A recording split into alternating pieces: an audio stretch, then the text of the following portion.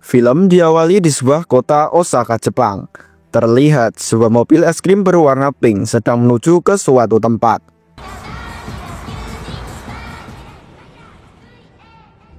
Di dalam mobil tersebut, terlihat ada seorang wanita yang sedang bersiap-siap dengan senjatanya. Wanita ini bernama Kat, dan dia ditemani oleh seorang pria yang bernama Ferry. Kat mendapatkan misi untuk menghabisi dua petinggi gangster Yakuza yang berada di Jepang. Sebelum memulai misinya, Ferry memberikan sebotol minuman bersoda kesukaan Kat.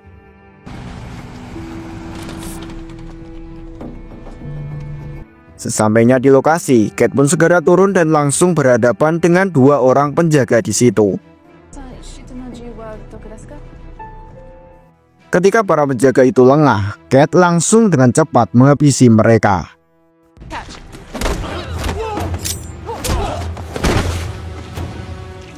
Lalu dia mencari lokasi yang cocok untuk dijadikan tempat menembak. Kat yang sudah melihat salah satu targetnya turun dari mobil, dia pun sudah bersiap menunggu aba-aba dari Ferry untuk melakukan eksekusi. Namun, di luar dugaan, kali ini targetnya ternyata sedang bersama putrinya yang bernama Annie. Meski dikenal sebagai penembak jitu terbaik, Kat memiliki sifat yang berperi kemanusiaan, karena dia tidak akan membunuh di depan anak-anak. Tetapi karena Ferry terus mendesak Kat dengan terpaksa menembak targetnya.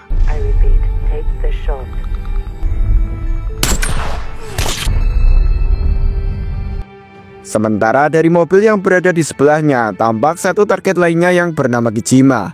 Dia merupakan pemimpin gangster Yakuza sekaligus kakak kandung dari orang yang sebelumnya Kat habisi nyawanya.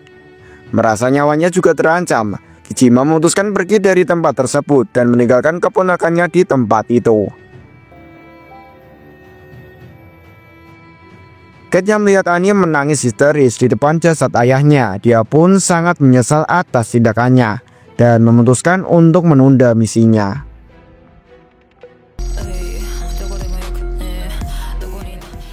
Sepuluh bulan kemudian di sebuah kota Tokyo, Kat yang sedang jogging malam tidak sengaja melihat satu keluarga yang hidup bahagia. Dari situ Kat berpikir untuk pensiun dari pekerjaan kotornya itu. Kemudian dia membahas keputusannya ini kepada Ferry dengan memberi alasan dia ingin memiliki kehidupan yang normal sama seperti orang-orang di luar sana. Namun Ferry menduga atas kejadian 10 bulan lalu di Osaka adalah alasan utama yang membuat Kat ingin pensiun. Look, I promise I'd finish the job and I will. 2 trips to Walmart, you'll be back. Di suatu malam, Kat yang sedang menikmati sebotol minuman di sebuah bar hotel tempat dia menginap. Tiba-tiba, seorang pria menghampirinya untuk mengajaknya perkenalan. Hey. Pria ini bernama Steven. Dari perkenalan itu, mereka berdua pun melakukan aktivitas ranjangnya di kamar hotel. Ketika Steven sedang di kamar mandi, Kat pun melihat kartu identitas Steven dan mencoba untuk mengingat alamat tempat tinggalnya yang berada di Shibuya. Tidak lama kemudian, Kat mendapatkan pesan untuk segera menyelesaikan misinya menghabisi Kijima tepat pukul 11 malam di Menara Roppongi. Time to leave.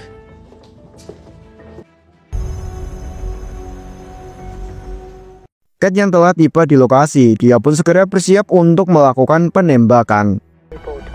Holding on yellow. Primary win. Saat target utamanya sudah mulai terlihat, Kat tiba-tiba saja mengalami sakit kepala yang sangat dahsyat, sehingga tembakannya dilepaskan tidak berhasil dan hanya mengenai tangan Kijima.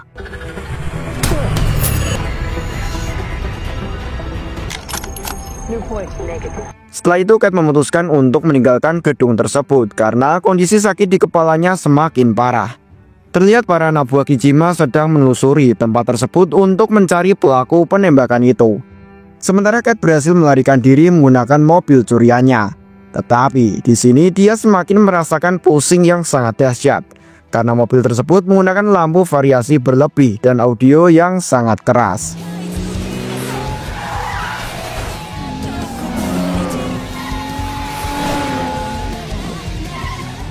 Ketika dia melaju dengan kencang, Kate kehilangan kesadarannya, sehingga mobil yang dia kendarai mengalami kecelakaan.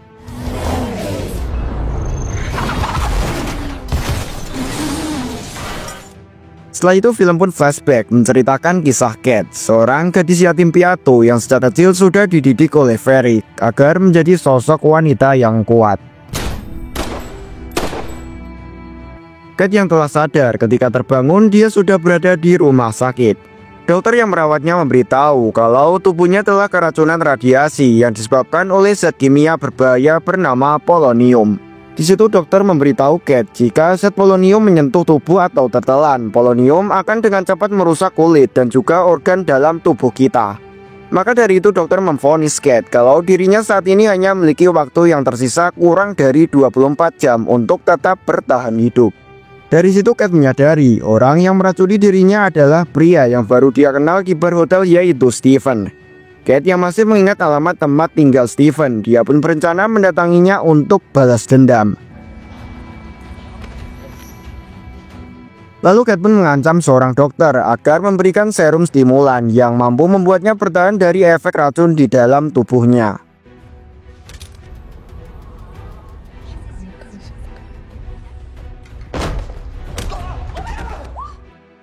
Sesampainya di sana, Kate langsung menudungkan pisaunya kepada Steven dan bertanya kenapa dia meracuninya. Setelah diancam, Steven mengatakan orang yang menyuruhnya adalah pengelola klub malam bernama Kazuo Sato, yang merupakan anak buah dari target terakhir Kate, yaitu Kijima. Di sini istri Steven pun angkat bicara kalau selama ini mereka berdua dikuasai oleh Sato, dan jika Steven berhasil melaksanakan perintah kali ini, mereka berdua akan dibebaskan. Kate yang merasa kalau ini bukan salah Steven, dia pun memaafkannya. Setelah itu, Kate kembali ke markas untuk melaporkan kejadian ini kepada Varric. Dia menanyakan tentang target terakhirnya. Varric pun mengatakan kalau Kijima adalah seorang pemimpin tertinggi Yakuza saat ini.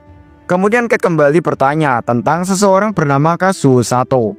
Di sini Varric hanya memiliki informasi kalau saat ini Sato sering berkumpul bersama anak buahnya di suatu tempat bernama Black Lizard. Kemudian Kate pun pergi menuju tempat tersebut. Sebelum mulai aksinya, Kate mampir ke minimarket pembeli senter dan spons untuk dijadikan peredam pada pistolnya.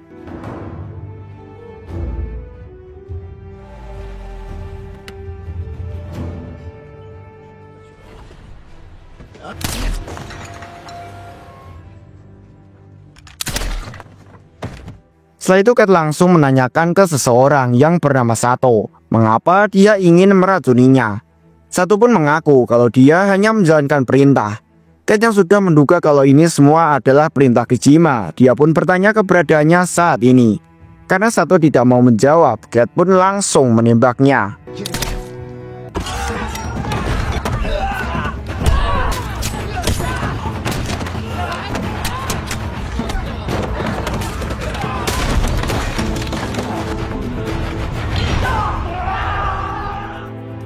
Setelah selesai menghabisi para Yakuza sendirian, di tempat itu kini tersisa satu orang Yakuza saja.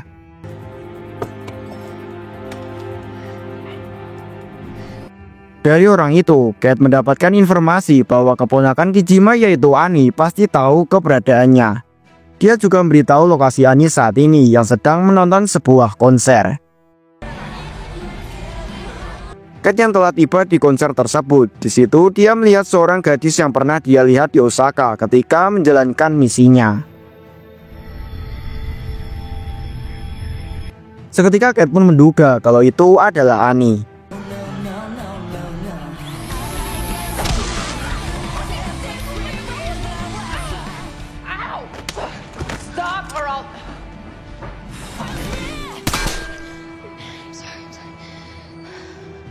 Ketika di luar, Kate segera menyuruh Ani untuk menelepon Kijima, tetapi dia tidak memiliki nomornya. Get in touch with him. Lalu Ani memberitahu Kate jika ingin menemui Kijima, dia bisa mendatangi penasehat utamanya bernama Renji. Call Renji. Ketika Ani sedang menelepon Renji, Kate langsung merebut infonya, dan dia mengatakan kalau saat ini Ani sedang dia culik. Lalu Kate pun meminta Renji untuk datang ke pasar Murakawa 1 jam lagi. Warn she dies. Kemudian Kate membawa Annie ke toilet dan dia memutuskan untuk merubah penampilannya dengan memotong rambutnya sendiri.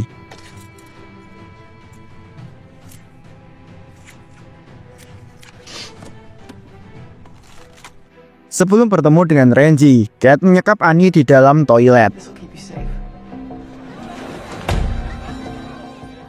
Sementara itu, di tempat lain, orang yang bernama Renji mengutus bawahannya yang bernama Shinsu untuk membebaskan Annie yang sedang diculik oleh Kate.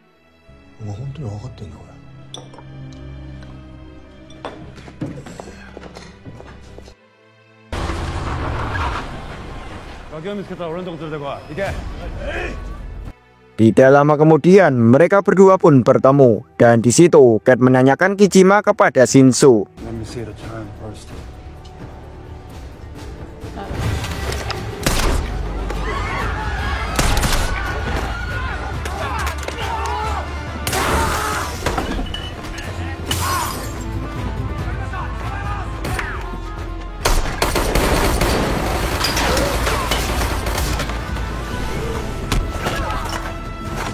Di sisi lain, Annie berusaha melepaskan lakban yang mengikatnya.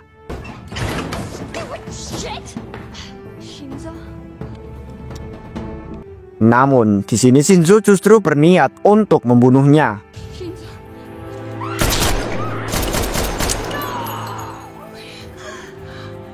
Setelah itu, Kate pun segera pergi meninggalkan tempat tersebut. Stop following me. Stop. My own family wants me gone. Where the fuck will I go? I haven't done anything to anybody. Hal tersebut membuat Kate teringat akan masa lalunya sebagai seorang yatim piatu. Dan akhirnya Kate pun membawa Annie pergi bersamanya. You can't walk around like this. Kemudian, Annie pun memberikan informasi tentang keberadaan Renji. Dia mengatakan kalau saat ini Renji menggantikan kedudukan ayahnya yang tewas tertembak di Osaka. Kijima did it, I'm sure. Di sini Annie belum mengetahui orang yang membunuh ayahnya adalah Kate. Lalu Annie mengajak Kate untuk pergi menemui kekasih pria Renji yang bernama Jojima. Going to distract them. I have a gun? No. Sesampainya di sana, mereka berdua pun bekerja sama agar Kate bisa menyelinap masuk ke tempat tersebut.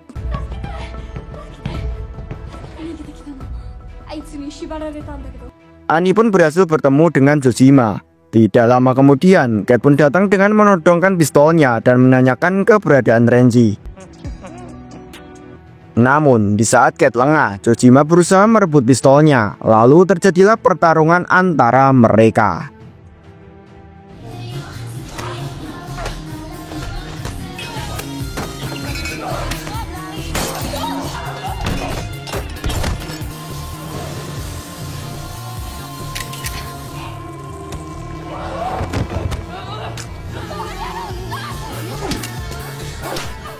Ketika Jojima akan menembak Kate, dengan cepat Annie memukul kepalanya dengan palu, sehingga Jojima pun tewas.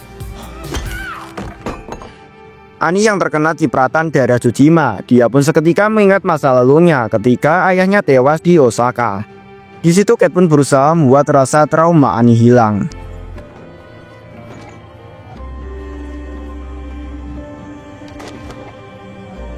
Di sini Annie berhasil menemukan rute yang akan dilalui Renji melalui GPS yang terhubung dengan handphone Jojima.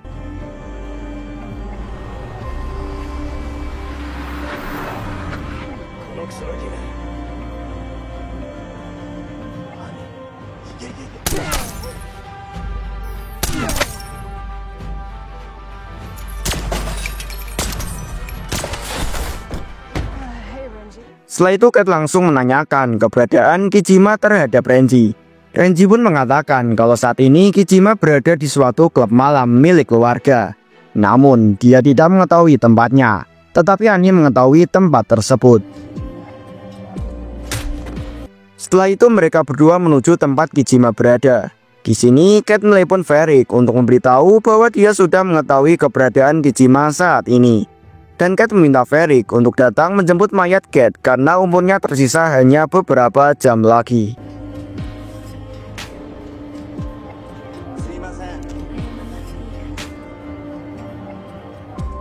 Saat di perjalanan, Annie terus berupaya memberi semangat kepada Kate yang fisiknya semakin memburuk.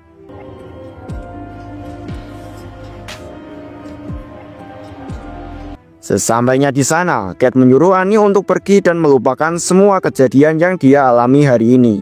Menurut Kate, Annie masih bisa menjalani kehidupan normal sama seperti anak-anak seusianya di luar sana.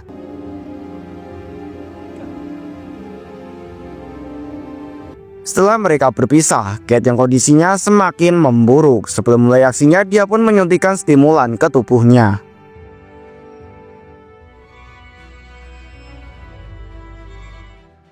Pada akhirnya, Kate berhasil bertemu dengan Kijima.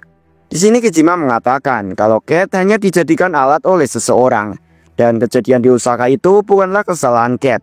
Semua itu karena adanya perebutan kekuasaan di Yakuza. Terungkap fakta bahwa sebenarnya Renji sangat terobsesi untuk menguasai Yakuza. Dia minta bantuan kepada Varric agar rencananya berjalan dengan mulus. Dan Varric memanfaatkan Kate untuk dijadikan alat agar Renji bisa mencapai tujuannya.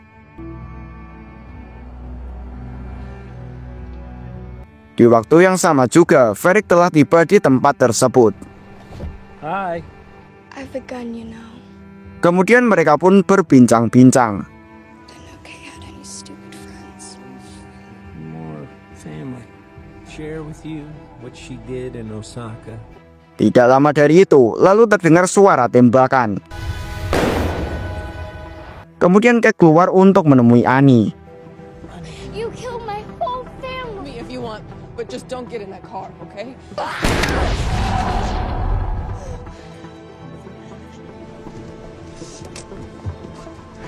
Ternyata di situ terungkap bahwa Varric memberitahu Annie kalau yang membunuh ayahnya ketika di Osaka itu adalah Kate. Kembali ke Kate, terlihat dia masih sadarkan diri. Kemudian dia teringat semua masa lalunya kembali.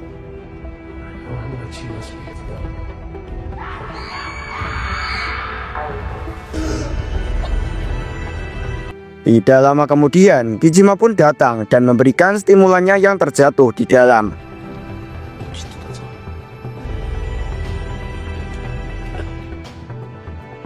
Sementara di tempat lain, Varric membawa Annie ke suatu tempat dan di situ sudah ada Renji. What is she doing here? Varric pun menyalahkan Renji karena telah meracuni Kate tanpa seizin dirinya. Kill you right now. Renji pun beralasan semua ini dia lakukan karena setelah kematian ayahnya Annie, dia adalah pengawasan ketat sehingga dia panik dan takut rencananya terbongkar. You know what you blundered, I blundered. Welcome to the Yakuza, Varric-san. Di sisi lain, terlihat Kate dan Kijima sedang berada di dalam mobil dan akan menjemput Annie. Di situ Kijima terlihat mengeluarkan sebotol minuman kesukaan Kate. Boom, boom, man.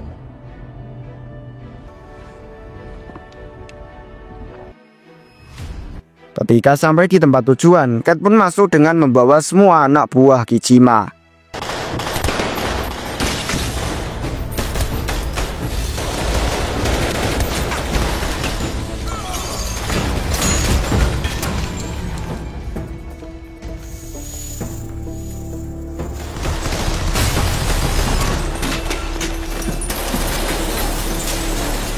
Di sisi lain, Varric yang mengetahui kedatangan Kate, dia pun menyuruh Renji untuk mengurus Kijima.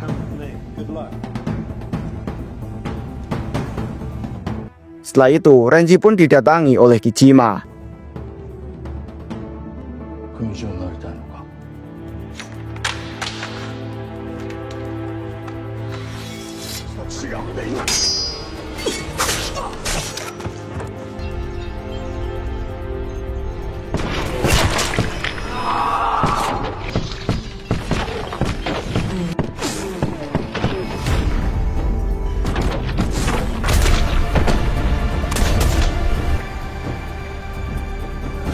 Pada akhirnya, Kate berhasil menemukan Annie yang sedang disandra oleh Varric. Honey, I'm sorry.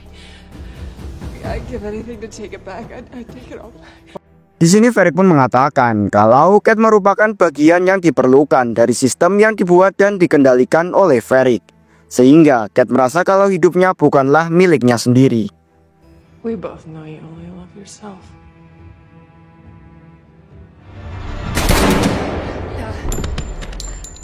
right shot. Dalam keadaan sekarat, Kate meminta maaf kepada Annie, dan Annie memaafkannya. Lalu Kate perlahan menutup matanya. Dan film pun tamat.